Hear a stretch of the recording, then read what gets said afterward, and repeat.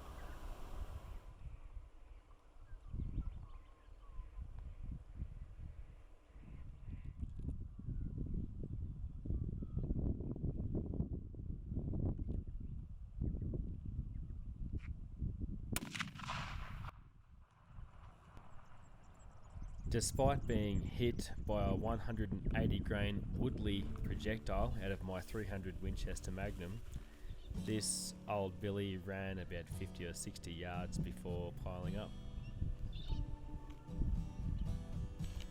Besides always enjoying my time at my favourite property, I had a knife to test out on this hunt. It's a Farstalker by Seeker Knives.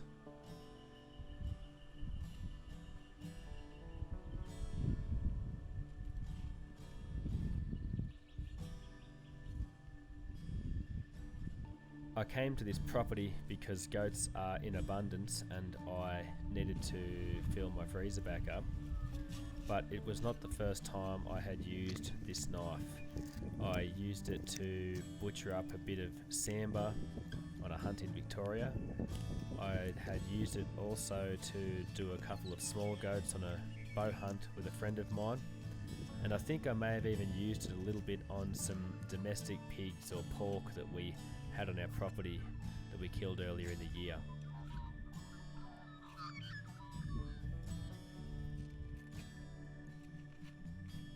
I suppose you'd say it's a fairly traditional drop point in terms of the blade profile.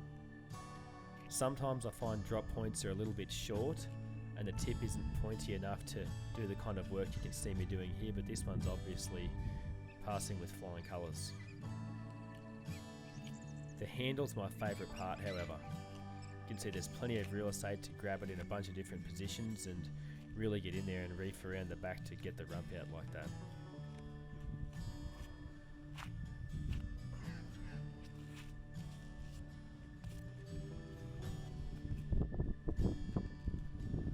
So I took the back legs and the back straps off this Billy.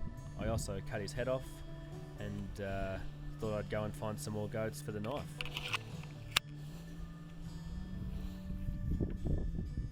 Not before I had some breakfast though.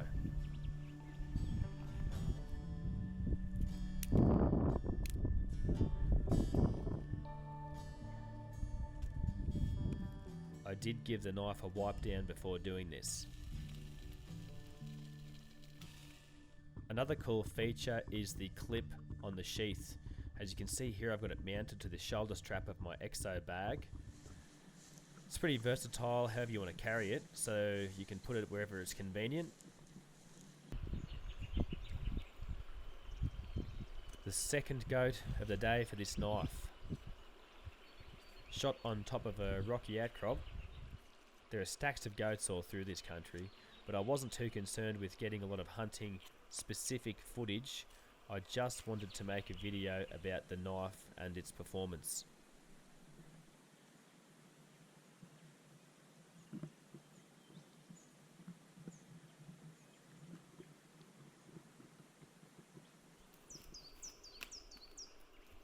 This is the third goat for the day.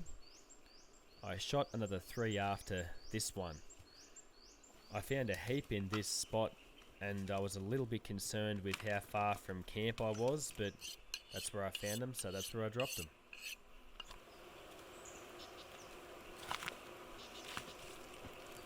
Besides the billy, all the goats I shot on this day were headshots, so I took the front legs as well as the back legs and the back straps.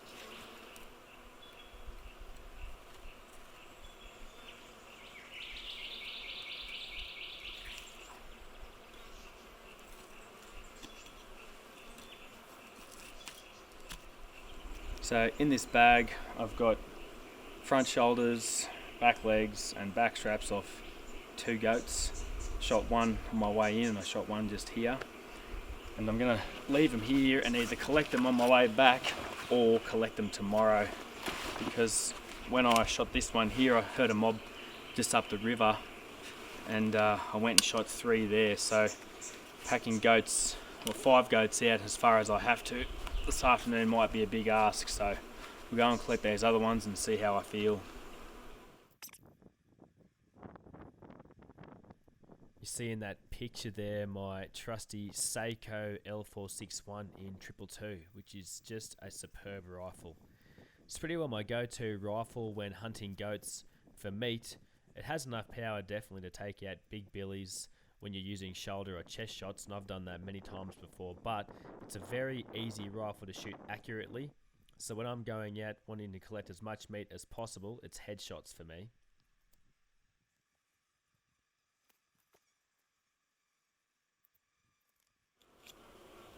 This was a really big nanny and she had a gorgeous skin, so I actually skinned her out as well as butchered her up.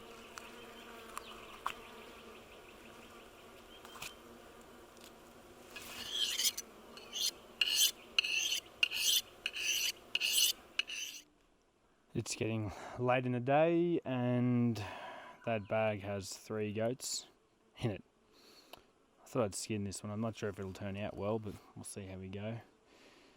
So I need to pack up and get the hell out of this gorge, which is going to take me a couple of hours. Good times. I did pick up the other 2 goats on my way out, so I carried 5 out at once and it nearly killed me. When I got back to camp, I just chilled out and grabbed my Seeker Knives Featherblade, as you can see here, and fleshed out that skin and relaxed. I don't mind sitting around a campfire doing tasks like this, but I did a pretty bad job at skinning that goat because the daylight was running out, so I came back to that spot a couple of weeks later with a friend of mine and we shot a young billy goat, and I set myself the task of skinning him as cleanly as possible. There's the hide's just perfect. And then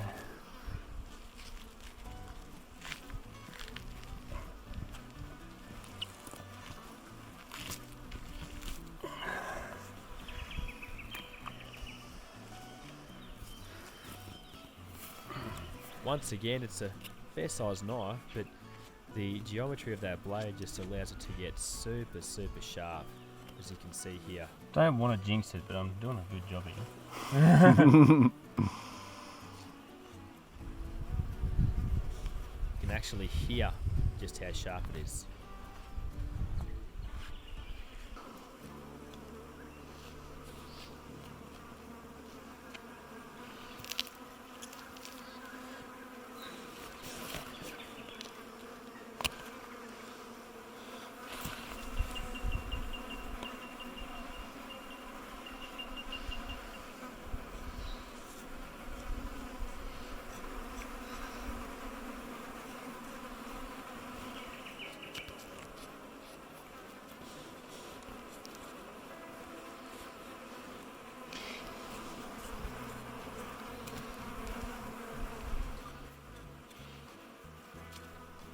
The skin around a billy goat's neck, as you can see here, is really tough, but it's very easy to work through and cut that membrane. You can put big holes in goats with that rifle if you hit them in the shoulder blade. It's the same case as a 308, just a smaller bullet. Oh, okay. Yeah, so they're going fast. How many grains was in it? 90. Oh, yeah. Obviously just there I was talking about using my partner's 243 and not my 222 I had earlier in this video.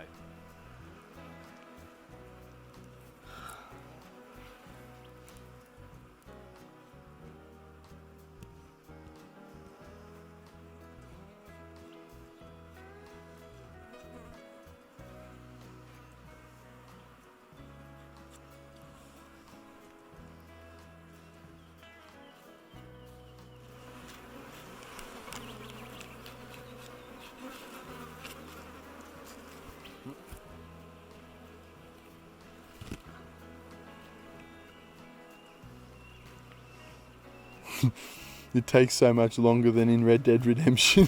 I don't often skin out animals like this, but I think I'm going to do a lot more of it in the future. It's definitely made easier when you have a good knife. As you can see, there's almost nothing left to take off that hide when we get home.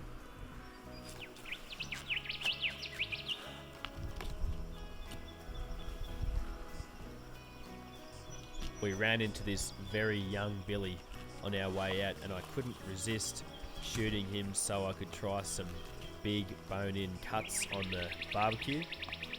I used the Featherblade knife to knock his guts out as quickly as I could.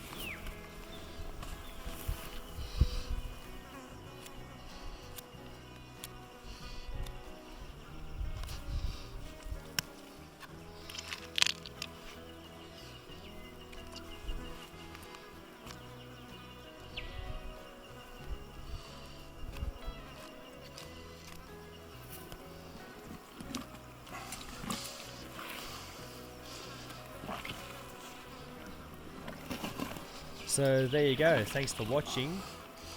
There's plenty more meat in the freezer, a couple of skins to tan, and good fun with good knives. Make sure you check the description underneath this video for links to my Instagram and the Seeker Knives Instagram, and get in touch with Jason if you're keen on ordering some. I highly recommend them.